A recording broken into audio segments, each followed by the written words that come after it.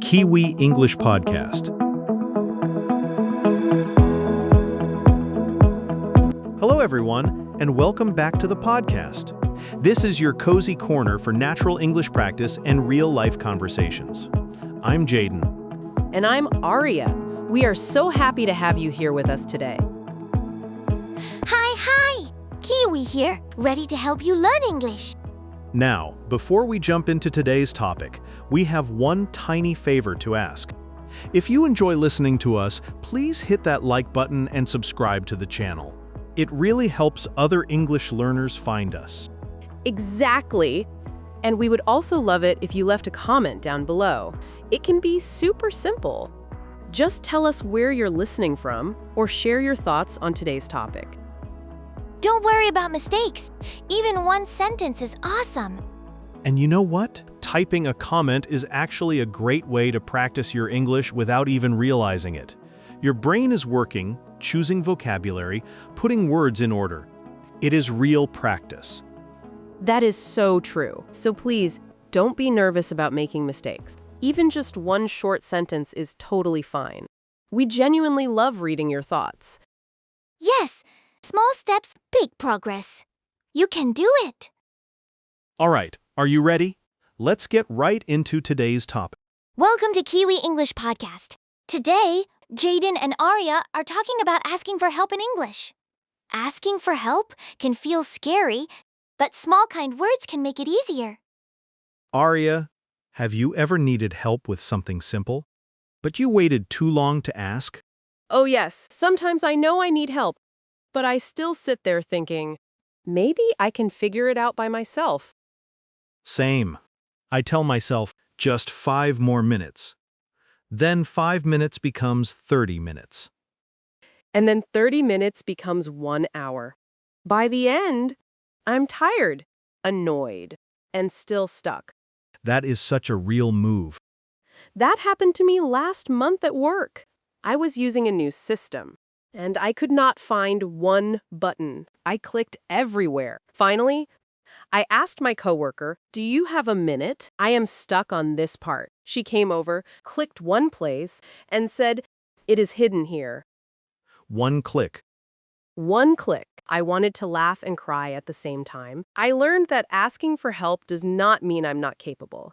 It often means I'm trying to save time and do the job properly. I like that. Asking for help can be responsible. I used to feel embarrassed asking for help because I thought people would judge me. Me too. But most of the time, people are not thinking that. They just say, "Sure, what do you need?" That is the key. Not a long, nervous speech, just a clear, small sentence. Like, "Do you have a moment? I need help with this." Or, "I am not sure how to do this. Could you show me?" Or, "I am stuck on this step. Could you take a look?" Tiny phrase. Big help. Try asking, "Could you take a look?" At work, I think the hardest part is asking the right person.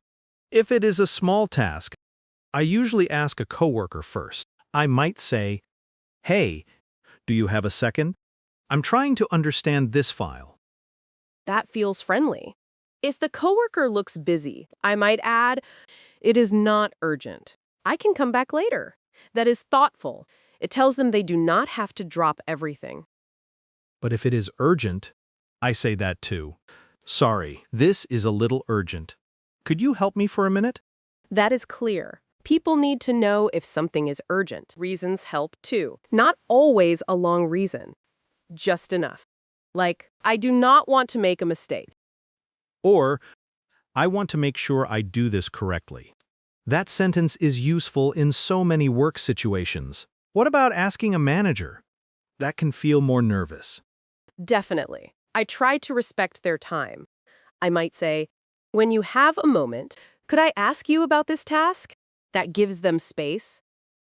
I once had to ask my manager for help with a customer complaint. I said, "I tried to help the customer, but I think I need your support with the next step." That sounds honest and professional. It also showed that I had already tried. That matters. If you say, "I tried this, but I am still stuck," people can see your effort. IT support is another world. The printer is always angry. When asking IT for help, details are important. I try not to just say, "It does not work." Because they will ask, what does not work? I might say, I'm having trouble logging in. The system says my password is incorrect, but I reset it this morning. Or, the printer is showing an error message. Could someone take a look when they have time? And if it is urgent, I would say, sorry, this is urgent because I need to print the forms before the meeting. Could someone help me as soon as possible? Work reminder. Say what you tried, where you are stuck, and what you need. school and university have their own help moments too. Asking teachers for help can feel scary. I remember being afraid to ask questions in class. I thought everyone else understood. But usually, if one person is confused, other people are confused too. In class, you can keep it simple. Could you explain that again? Or could you give another example? If the teacher is moving quickly, you can say, "Sorry, could we go over that one more time?" Or, I understand the first part, but I am lost after that. That is honest and more helpful than just saying, I do not understand everything. In university, office hours can be useful. You might say, "Hi, I have a few questions about the assignment. Do you have time to go over them?" Or, I started the homework, but I got stuck on question 3. If you can show what you tried, it helps. I tried to solve it this way, but I'm not sure where I went wrong. For classmates, the tone can be more casual, like, "Hey, did you understand the homework?" Or, "I am stuck on question 3. Want to look at it together?" That feels like teamwork. Asking classmates can also help you make friends. Study groups often start with one confused person. School phrase. I got stuck on this part. Could we look at it together? Daily life has so many little help moments. Shops, restaurants, directions, forms, online orders. In a shop, you can say, "Excuse me, could you help me find this?" Or, do you know where I can find light bulbs? If you have a picture, you can say, I am looking for something like this. At a restaurant, asking for help can be simple too. "Could you tell me what this dish is?" Or, "What would you recommend?" And if you have a food allergy, be clear. I'm allergic to peanuts. Could you check if this has peanuts? Health and safety come first. For directions, you can say, "Excuse me, could you tell me how to get to the train station?" Or, "Am I going the right way for the library?" If the answer is too fast, you can say, sorry, could you say that again more slowly? Or, could you point me in the right direction? Online help is another daily life situation. I usually start with, "Hi, I need help with my order. My order number is 12345. The package says delivered, but I have not received it." That is clear. Online. Being specific matters a lot because people cannot see what you see. Screenshots help too. Daily life phrase. I'm not sure what it is called, but I can show you a picture. Social situations are interesting because asking for help can actually start a friendship. At a community event, you can ask, "Is this seat taken?" Or, "Do you know where we sign in?" Or, is this your first time here too? That one is not exactly asking for help, but it opens the door. Right? You are asking for connection. If you're new somewhere, you can say, "I am new here. Do you know how this usually works?" Or, I do not really know anyone here yet. Could I join you? That one takes courage, but it can be worth it. Social phrase. I'm new here. Could I join you? Can we act out a little scene? Workplace help. I will be the person who is stuck, and you can be the coworker. Sure. "Hey, Aria, do you have a moment? I'm stuck on this order. Sure. What is going on? I tried to update the delivery date, but the system will not save it. I do not want to make a mistake with the customer." Let me see. Did you choose the delivery zone first? I do not think I did. Could you show me where that is? Yes, it is here. Choose the zone first. Then the date. Oh, that makes sense. Thanks. I was looking in the wrong place. No problem. It is hidden in a strange spot. That felt like a real work conversation. You explained what you tried, where you got stuck, and why you needed help. Now let us do a restaurant scene. I will be the customer. Sure. Excuse me. Could you help me with the menu? I'm not sure what this dish is. Of course. It is rice with vegetables and chicken in a spicy sauce. Thank you. Is it very spicy? It is a little spicy, but not too strong. Okay. And I am allergic to peanuts. Could you check if it has peanuts? Yes, I can check with the kitchen. Thanks. I appreciate it. Mini scene reminder. Say where you are stuck. It helps people help you. There are also some common mistakes when asking for help. The first one is being too vague. Like saying, "Help me." Exactly. Help me with what? Instead of help me, say, could you help me carry this box? Or, "Could you help me understand this email?" The second mistake is waiting too long. If you are stuck for a long time, ask before the problem grows. The third mistake is sounding too demanding. Like, "Send me this now." That can sound rude, even if you do not mean it. A softer version is, could you send me this when you have a chance? Adding could you makes a big difference. The fourth mistake is apologizing too much. Sorry. I am so sorry to bother you. Sorry. One sorry is enough. Sorry to bother you. Could I ask a quick question? And sometimes you do not need sorry at all.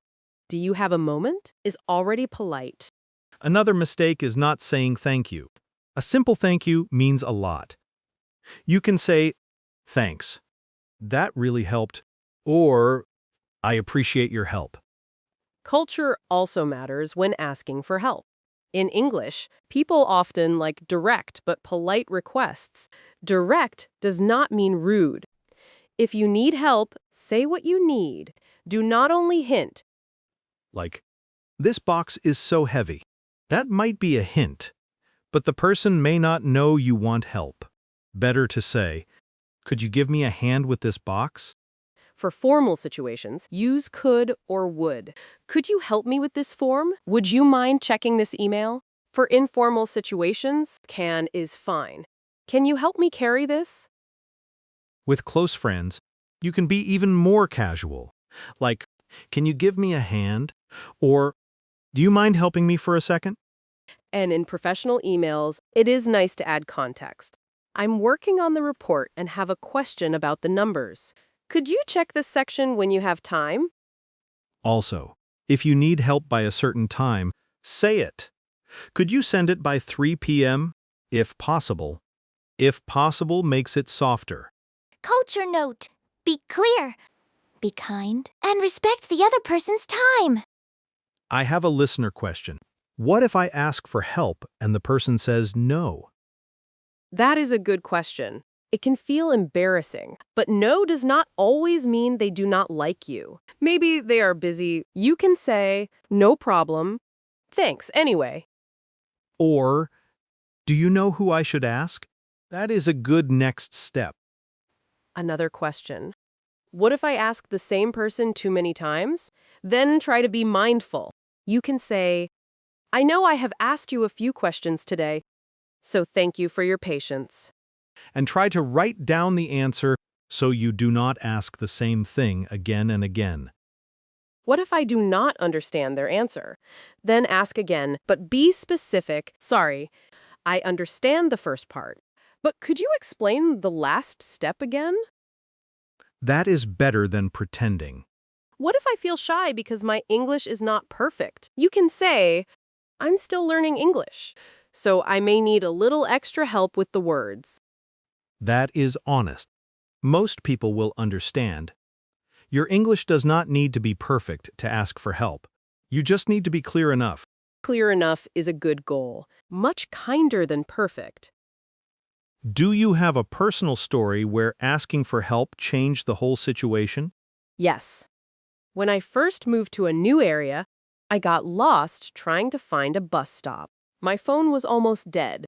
Finally, I asked a woman at a shop, "Excuse me, could you point me toward the bus stop?" She not only pointed, she walked to the door, showed me the street, and said, "Go straight. Then turn left at the lights." She was so kind. That small moment probably felt huge. I had a work story like that. When I started a new job, I did not understand the inventory system. One day, I finally told a coworker, "I want to make sure I do this correctly. Could you watch me do it once?" He watched, corrected one step, and said, "You were almost there." After that, I felt much more confident. Sometimes help is not someone doing it for you. It is someone standing beside you while you try. Yes, it does not take away your ability. It strengthens it. I think asking for help is also a way to build relationships because people feel trusted. Before we finish, what are some help sentences that feel easy to keep in your pocket? Do you have a moment? Could you help me with this? I am stuck on this part. Could you take a look? Could you show me how this works? I tried this, but I am still stuck. I want to make sure I do this correctly. Could you walk me through it? Could you give me a hand? Do you know who I should ask? No problem. Thanks anyway. That is a good little pocket list. Asking for help does take a little courage, but it gets easier each time. And most of the time, people do not think badly of you. They just understand you are human. A human with a question. Kiwi's tip. Tip 1. Say what you need. Tip 2. Respect their time. Tip 3. Thank them after. That is a good way to end it. Next time you're stuck, maybe do not wait for 1 hour like we did. Yes. Save yourself the stress. Ask with a small sentence. Do you have a moment? Could you take a look? I'm stuck on this part. Those little sentences can open the door. Small question, big relief. See you next time.